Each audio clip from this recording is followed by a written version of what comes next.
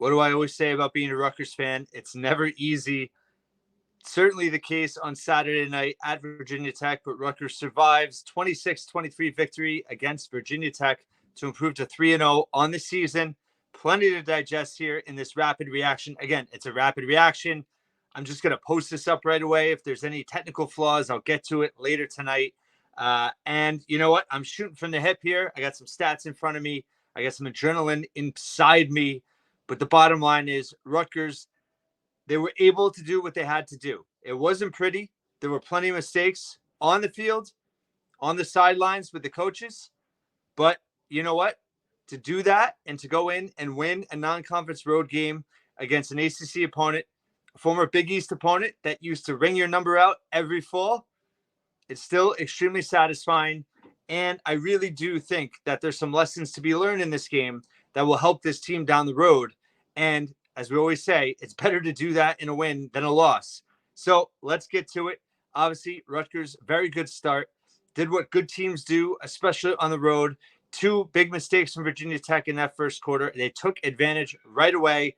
They got the fumble on the punt. Shout out to Nasir Montgomery for forcing that fumble. Abram Wright for the recovery. Rutgers punches it in right after to take that 7-0 lead. And then a very costly penalty by Virginia Tech extended a drive in that late first quarter that gave Rutgers, Sam Brown scored that second touchdown. Monangai had the first. And all of a sudden, Rutgers is out to a 14-0 lead in that first quarter. Couldn't have asked for a better start. Now, they didn't amass a ton of yards or anything, but Virginia Tech made 2 key mistakes. Rutgers took advantage. That was good. Then things started to get a little interesting. Virginia Tech scored a touchdown. Jay Patel missed a 36-yard field goal, very uncharacteristic of him. That would have given Rutgers a 17-7 lead. And then you also had down the stretch of the half, Kenny Fletcher, who did have a very good game, really proved that he is a weapon, especially in play action. In the air, he had 7 catches, 61 yards, led them with 7 catches, did have a costly fumble at the 2 or 3 yard line, which gave Virginia Tech the ball back. So that's 10 points right off the bat that Rutgers left off the board on the table in that second quarter. And the defense, very good game for them. They struggled in the fourth quarter. They got tired, but welcome back Wesley Bailey with a huge safety of Kyron Jones after that fumble by Kenny Fletcher to give Rutgers a 16-7 lead, which they went into the half with. I thought you saw some signs at the end of the first quarter. It was kind of a bizarro game. And David Anderson and I talked about the preview is, you didn't want to be so predictable from an offensive play calling standpoint. And we hope that Rutgers didn't, especially if they got an early lead, that they just wouldn't run, and not try to throw the ball and extend the lead. And they were actually pretty aggressive at times in the play calling. Now, I thought Kirk Shiraka, there were certain drives that I thought he was a master. That first drive after the second half, I loved it. It kept them off balance, just was making the right calls, had a great play action, wide open to Ian Strong that set up Sam Brown for 2 big runs to give Rutgers a 23-7 lead, about 10 minutes left in the third quarter. And it really looked like Virginia Tech had no chance to come back in this game. And then all of a sudden, Rutgers let him back into the game. In terms of being reckless, I mean, they had all those throws in that late third quarter, early fourth quarter drive. They stopped trying to run the ball. And the offensive line failed to protect. They gave up 2 sacks in a row. And Virginia Tech got some momentum. They scored on consecutive drives. That was also, I kind of skipped over, Rutgers' 4th and goal at the 1. Shiano went for it instead of taking the points. Now, it's easy, hindsight 2020, to criticize him for that. The reason I thought it was the wrong call is because a field goal simply puts you up by 3 scores versus 2. So, yes, you'd like to get the knockout punch there, go up 30-7.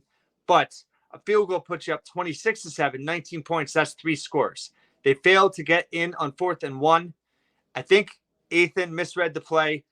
He tried to throw a pass. I think Monangai would have gotten in. I think if you're on 4th and goal at the 1, listen. If Monangai gets stopped, I think you live with it. Not to try it was a mistake. So not just going for it, but I thought the wrong read or play call. Not sure which was which. But then the fact that you could have gone up 3 scores there, that was a big mistake that let them back in the game. And then you're throwing the ball with a lead, 2-score lead late in the third quarter when your bread and butter is to run the ball. Give Virginia Tech credit. They were stacking the box. They were not going to let Kyle Monangai beat them in this game. And guess what? They didn't. Although Monangai had some key runs, especially in that fourth quarter, he finished with 84 yards, 26 carries, just 3.2 yards per carry. Did have a score. Sam Brown was, great to see him. 14 carries, 60 yards, 4.3 yards a carry, 2 scores. Ran with authority. But what really kept Rutgers, kept Virginia Tech guessing and off balance was Athan Kaliakmanis, 16 of 25, 64% completion rate, 269 yards. And Demir Miller had a big game, 5 catches, 98 yards. But it was that throw to Ian Strong, 23-23, Virginia Tech, back-to-back touchdowns, back-to-back 2-point conversions. And what does Shiraka dial up on that 1st and 10 in their own territory? A screen pass to Strong, who makes a great cut to the outside and ran completed a 63-yard reception, got tackled inside the 10 or inside the red zone. And Rutgers then ran the ball, set up the field goal. Jay Patel delivers 25-yard field goal. You set up your defense. I think they got conservative on defense on those 2 touchdown drives at Virginia Tech. They were in protect. They weren't trying to they couldn't generate enough pressure on the front 4, and they weren't really dialing up any blitzes on defense. So that was, it was just kind of bizarre because Rutgers was a little bit reckless and over-aggressive offensively, although at times brilliant, I thought, in terms of the mixing up their play calling. And then on defense, they kind of got tight and they got really conservative, and then they got tired. So overall, I thought the defense played well. And Wednesday's guest of the Scarlet Faithful podcast, Robert Longerbeam, with the clutch play to get the deflection and the sense of purpose to grab the deflection for the interception in traffic to get Rutgers the ball back. And then Kyle Monangai went to work and grinded out a 1st down that they were able to run the clock out because Virginia Tech had used all their timeouts. So it was a grind out. It was truly a keep chopping type victory. I thought Shiano mismanaged that game in that 3rd quarter and let Virginia Tech back in it. I thought Virginia Tech's offensive coordinator and his play calling, I think David Anderson touched on it in our preview. I mean, he was really bad. Credit to Rutgers defense for shutting down Kyron Drones, just 13 of 27 through the air, 48%, 137 yards, an interception, a fumble, great forced fumble by Jabomi. Rutgers wasn't able to capitalize on that, but still great play by the defense. Tootin was questionable for Virginia Tech. He did have a very big game, 15 carries, 122 yards, 8.1 yards per carry. Rutgers' rush defense was not good in this game, allowed 6.8 yards per carry. The rushing offense, just 2.9. So not exactly what we thought was going to happen. They only rushed for 153 yards. Rutgers overall, 422 yards. Outgained Virginia Tech by 100. They had 320. Penalties, both teams had 4. In terms of 3rd down conversions, Rutgers did a really good job, 8 of 17, right around 50%. Not bad. 25 1st downs to 14 for Virginia Tech. Total plays, 77 to 54. Time of possession, 39-20 to 20-40. So that certainly took a toll down the stretch. I mean, Rutgers played the way they wanted to. They weren't effective as much in the run game, but they were very effective in the pass game. And again, going back to Fletcher, Miller, and Strong combining for 16 catches, 269 yards, really, and that was it.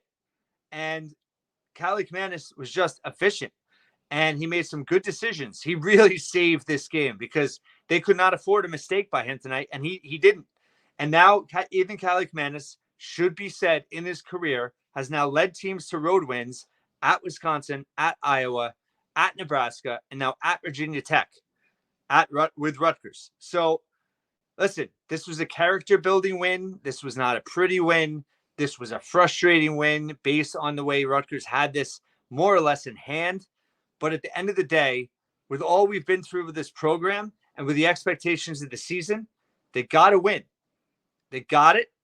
They get out of Blacksburg, a tough place to play. You come home now, short rest, and guess what? You're not going to be feeling through the roof, right? If they blew out Virginia Tech 37-7, it's a much harder message for the Rutgers coaching staff to get through to this team, right? To turn it around on 6 days rest, to think they're not, God's gift to football, where now you escaped the victory. You left a lot of points on the board. You made some mental mistakes. You made some coaching mistakes too. And now, boom, you got a short day, short rest. You're at home. Should be a great turnout. It's a blackout. You got a chance to go 4-0 in September and really get some momentum here. So I think there's some positives that came out of this nail biter. It wasn't fun at the end. It was frustrating as hell. It would have been the worst loss of Schiano's return by far. It would have been a total collapse. But guess what? They survived. They survived that potential collapse. And there is some real positives to gain out of that win, just in terms of, surviving that type of almost collapse. Let's look at some advanced stats here. In terms of short passing, 7 of 9 for Kaliakmanis, 8 of 11 on medium, 15 of 20. That's the second time this season he's done that. He was 11 of 16 the other. Quick math here, 30, 40, 41 of 56 short and intermediate passes. That's less than 5 yards, 5 to 14 yards. That is a marked improvement from last year. That is over 70%. And that is why Athan Kaliakmanis has been a dramatic upgrade from Gavin Wimsatt. And enough with this, Athletic had him like the 17th rated quarterback in the Big Ten. If you're a Rutgers fan, you have to be very encouraged by the fact that Rutgers did not dominate Virginia Tech on the ground, right? And there's some questions to that. Why didn't that happen?